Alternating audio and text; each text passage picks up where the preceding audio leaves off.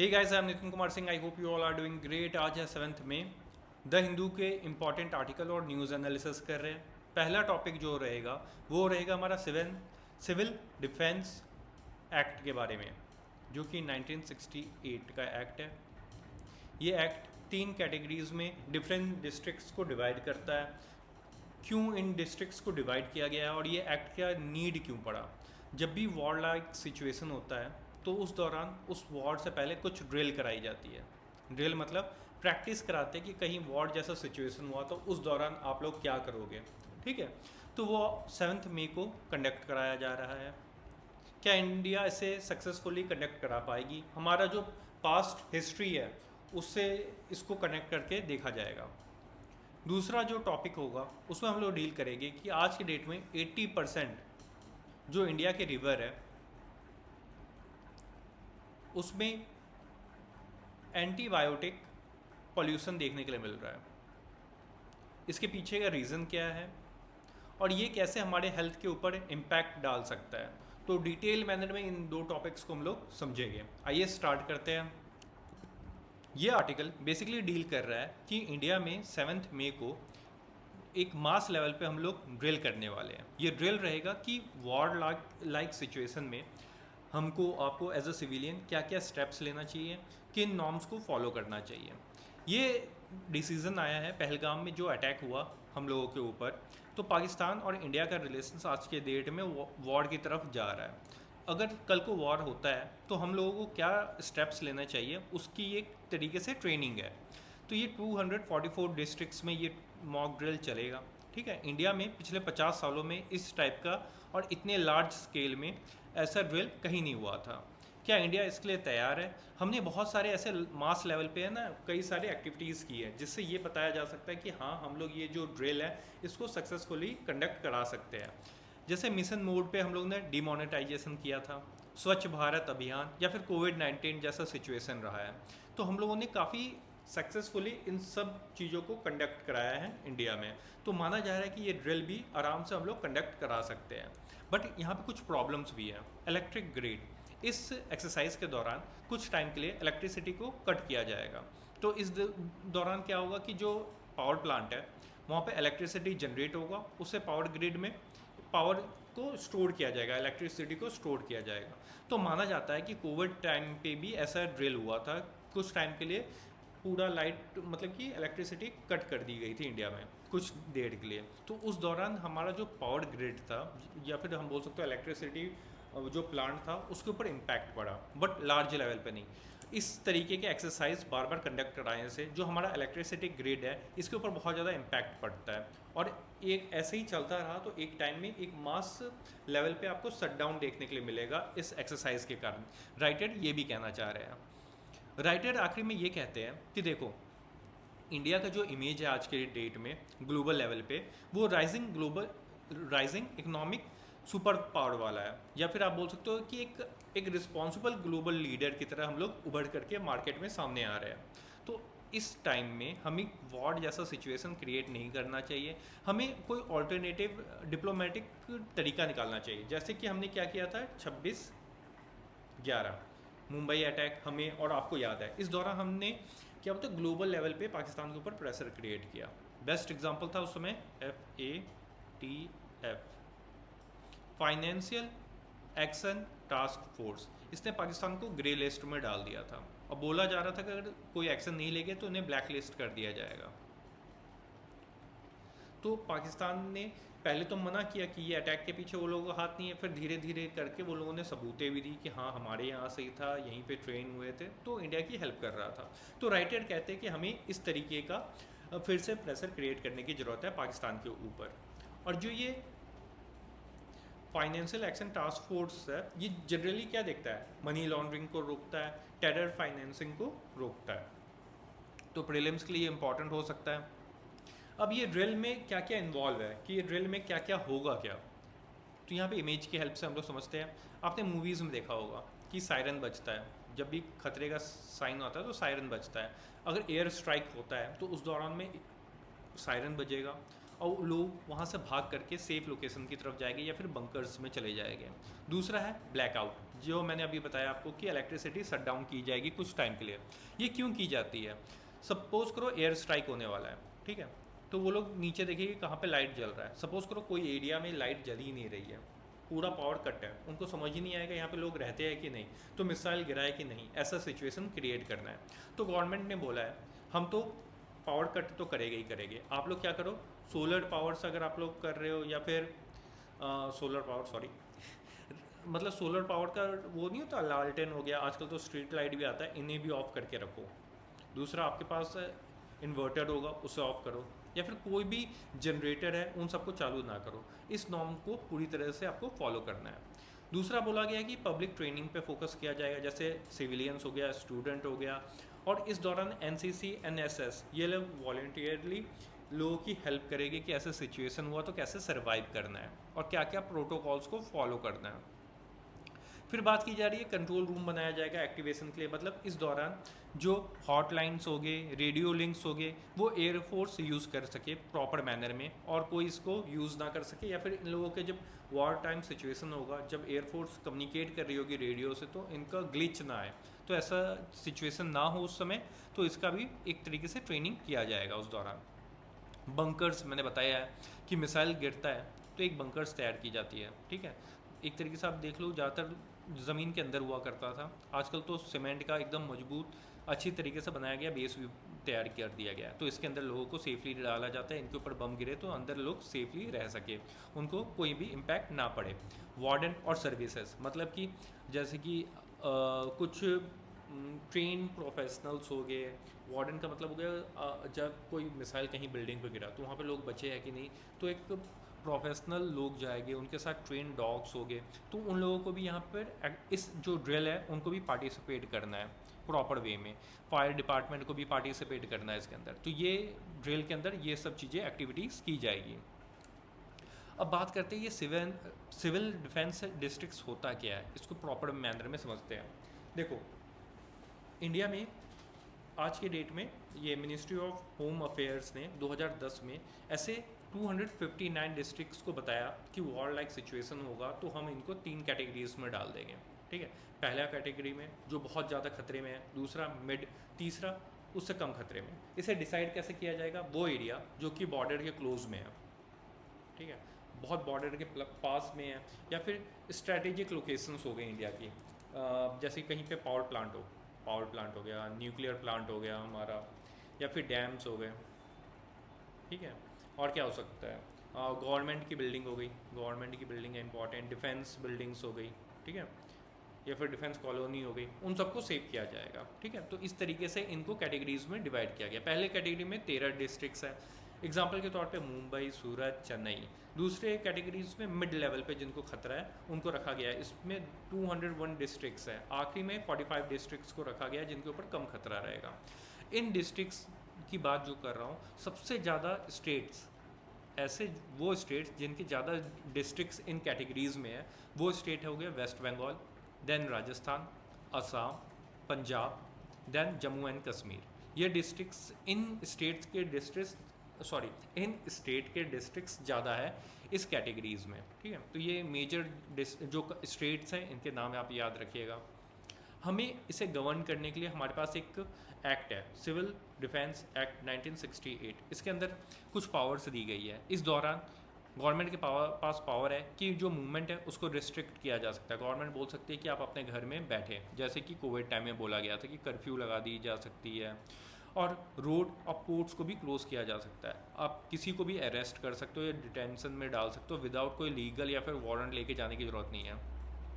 किसी भी प्रॉपर्टी को गवर्नमेंट एक्वायर कर सकता है सेफ्टी पर्पस के लिए, या फिर गुड को कंट्रोल किया जा सकता है। गुड का मतलब है, सपोज करो वॉर लाइक सिचुएशन है, लोगों को पता चल गया यार प्याज के दाम बढ़ने वाले हैं, इसको मैं क्या करता हूँ, स्टोर कर लेता हूँ, जब दाम आसमान छुएंगे तब मैं मार्केट में लाऊंगा। तो गवर्नमेंट ऐसा सिचुएशन ना बने तो गवर्नमेंट इसे भी कंट्रोल कर सकता है। कंपलसरी ड्यूटी, मतलब कि आपने साउथ कोरिया में देखा होगा कुछ टाइम के लिए आपको मिलिट्री में सर्विसेज प्रोवाइड करनी होती है, तो यहाँ पे वॉर लाइक सिचुएशन में आपको, मेरे को, किसी को भी कोई भी ड्यूटी गवर्नमेंट प्रोवाइड कर सकती है कि ये आपको काम करना है आने वाले कुछ टाइम में जब तक ये वॉर चलेगा।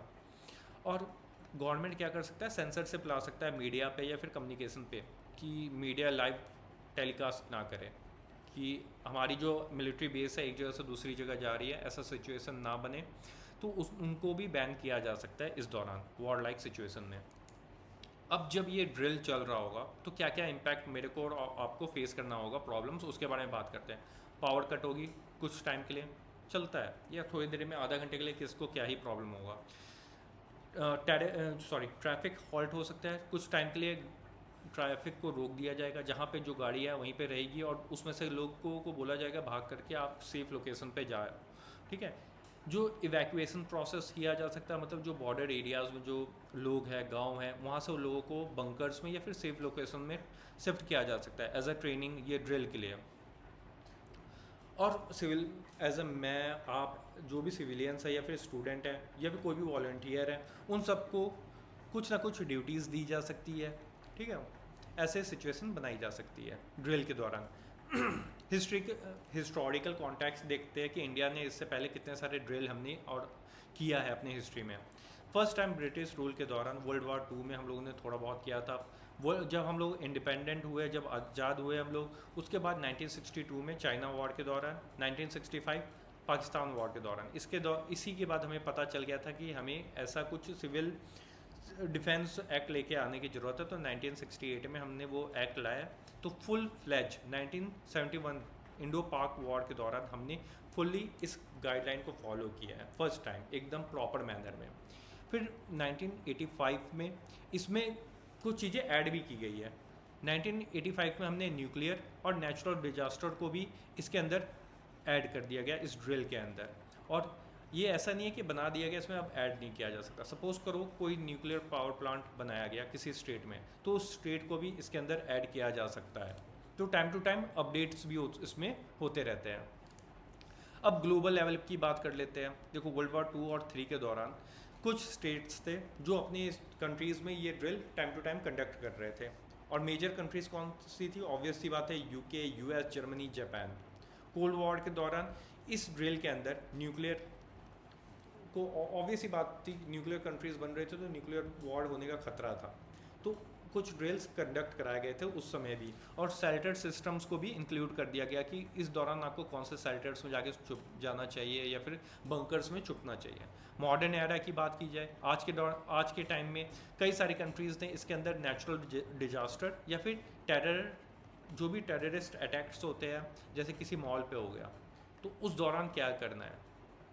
जैसे कि आपने कई बार न्यूज़ में देखा होगा कि जो हमारी सिक्योरिटी फोर्सेस है वो किसी मॉल में जाके ये ड्रिल कंडक्ट कर रही होती है कि वहाँ पे टेररिस्ट अटैक हो जाएगा, तो उस समय लोगों को और हमारे जो फोर्सेस हैं उन्हें कैसे इसे टैकल करना है, उसके बारे में भी बात की गई है, ठीक है।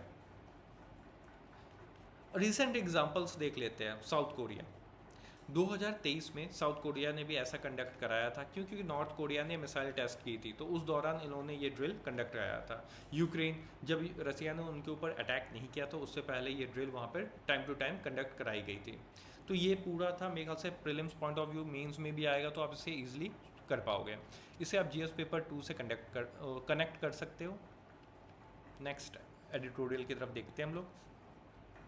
ये न्यूज़ आर्टिकल बेसिकली डील कर रहा है कि इंडिया में आज की डेट में एंटीबायोटिक पॉल्यूशन हमारे जो रिवर है उसमें एक हाई लेवल पे देखने के लिए मिल रहा है। अब ये एंटीबायोटिक होता क्या है?